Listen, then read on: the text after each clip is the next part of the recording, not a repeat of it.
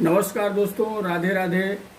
आप लोग कैसे हैं? मैं आशा करता हूं कि आप लोग अच्छे होंगे, मस्त होंगे, फिट होंगे। आज हमारे पास से रिपेयरिंग के लिए एक मशीन आया है, एनएक्स ऑडियो प्रोटोन का। आप लोग देख सकते हैं XT4000। इसमें प्रॉब्लम का क्या है, इसको मैं ऑन करके आप सभी को दिखाता हूं। देखिए, जैसे मैं बटन ऑन कर रहा हूं,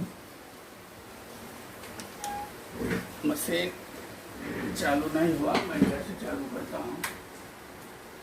देखिए, अभी मशीन चालू हुआ। इधर देखिए, एक लाइन प्रोडक्ट से अभी बाहर जा रहा है, एक लाइन नहीं जा रहा है। देखिए, एक लाइन ये चैनल प्रोडक्ट से बाहर चला गया, ये नहीं चला गया। इस प्रकार आप लोगों के पास भी फॉल्ट आ सकता है, तो कैसे रिपेयरिंग करेंगे उसको मैं आसान तरीके से आप लोगों को बता देता हूँ। क्योंकि ये मशीन शॉर्टिंग नहीं है, ट्रांजिस्टर वगैरह नहीं जला है, मशीन सब फ्रेश है, लेकिन फिर भी मशीन ऑन नहीं हो रहा है। इस परिस्थिति में आपको क्या चेक करना है, सबसे पहले आप सभी को मैं बता देता हूँ। देखिए, मीटर रख लीजिए और मशीन को ऑन कीजिए और यहाँ वोल्टेज इसका चेक कीजिए। यहाँ पर देखिए कितना वोल्टेज आ रहा है। थोड़ा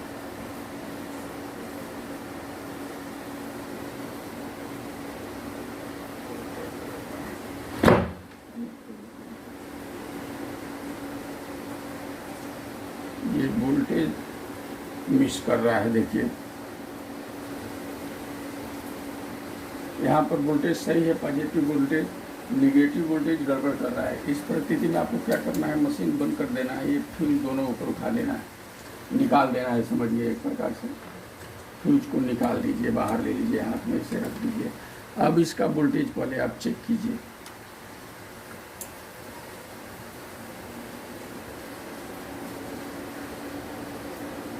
देखिए, अभी वोल्टेज क्लियर हो गया। -40 वोल्ट आ रहा है, इधर +40 वोल्ट आ रहा है। पहले ये वोल्टेज ही आपको क्लियर कर लेना है। इस वोल्टेज को क्लियर करने के लिए क्या लगा रहता है, ये 2 डायोड है और ये 2 मॉसफेट है। इसी तरह इधर भी है। पहले इसको क्लियर कर लेना है, फिर फ्यूज को बांध देना है। अब देखिए, मैं फ्यूज को फिर लगा रहा हूँ, फिर आगे देखते हैं।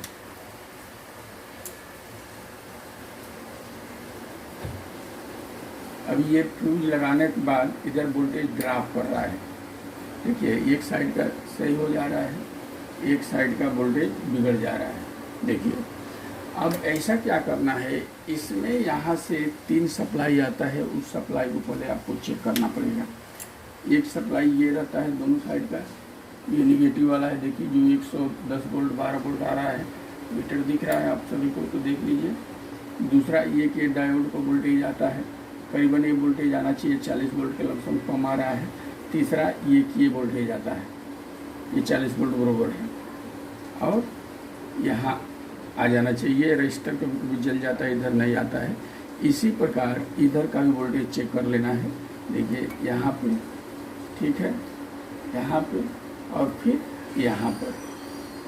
अब ये वोल्टेज क्लियर है, तो यहाँ 15 वोल्ट का सप्लाई आपको चेक करना है। 15 वोल्ट का ये जीनर लगा है। देखिए, इस प्रकार जीनर लगा हुआ है, इस पर देखना है 15 वोल्ट। देखिए, नहीं आ रहा है, इधर भी नहीं आ रहा है। इस परिस्थिति में क्या करना है, ये कभी कभी जीनर भी शॉर्ट हो जाता है, तो ऐसा परेशानी आपको दे देता है। तो पहले जीनर ही आप चेक कर लीजिए। ये मैं जीनर चेक करता हूँ।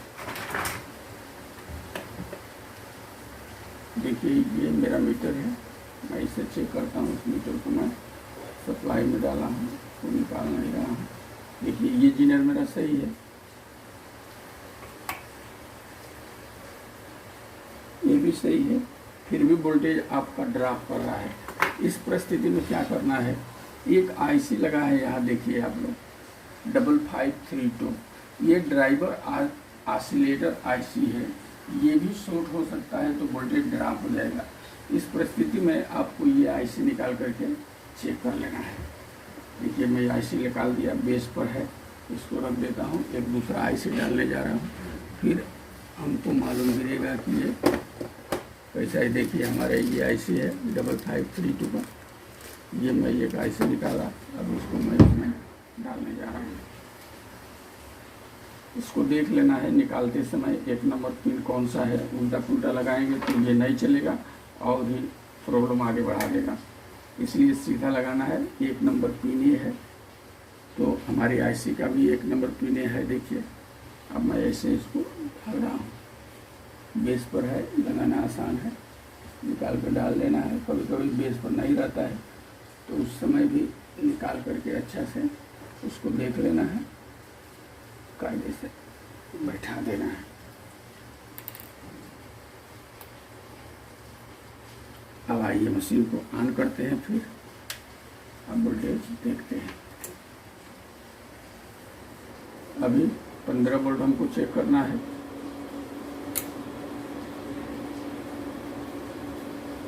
आठ नंबर पिन 15 वोल्ट देखिए आ गया पॉजिटिव वोल्टेज, और 4 नंबर नेगेटिव रहता है, ये भी आ गया। यानी ये क्लियर हो गया। अब देखिए ये भी वोल्टेज क्लियर हो गया। देखिए ये सारा वोल्टेज बिगाड़ दिया था वो आईसी के चलते। तो ये मशीन देखते हैं ऑन हो गया होगा। देखिए इधर अब मैं चालू करता हूँ।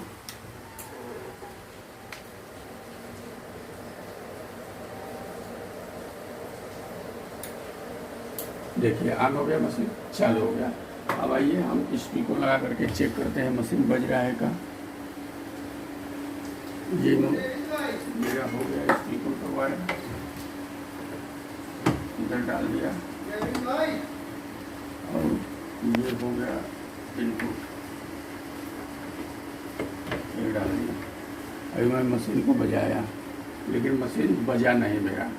अब ये फॉल्ट यहाँ तक क्लियर हो गया। अभी हमारा ये प्रियम में फॉल्ट चला गया। अब इसमें जो आईसी लगा है उसको चेक करना पड़ेगा। अब मैं इसको खोलने जा रहा हूँ, देखता हूँ आगे क्या मिलता है।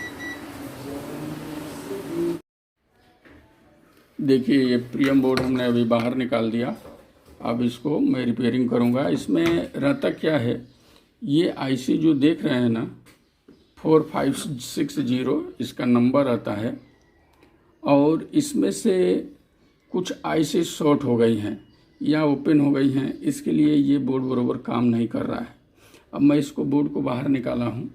अब कौन सा आईसी में प्रॉब्लम है ये मैं आपको बताया था पिछले वीडियो में कि इसका 4 नंबर और 8 नंबर पिन सप्लाई रहता है। इस पर सप्लाई एक नेगेटिव पिन रहता है 4 नंबर और 8 नंबर पॉजिटिव रहता है, और इस पिन को सप्लाई देख लीजिए। बाकी और कुछ पिन पर यदि थोड़ा बहुत वोल्टेज 1 वोल्ट 2 वोल्ट यदि आ रहा है तो आईसी लीकेज है, ख़राब है। इस प्रकार ये है। तो वहाँ तक आप लोग वीडियो देखे थे जिस प्रकार चैनल में फॉल्ट था।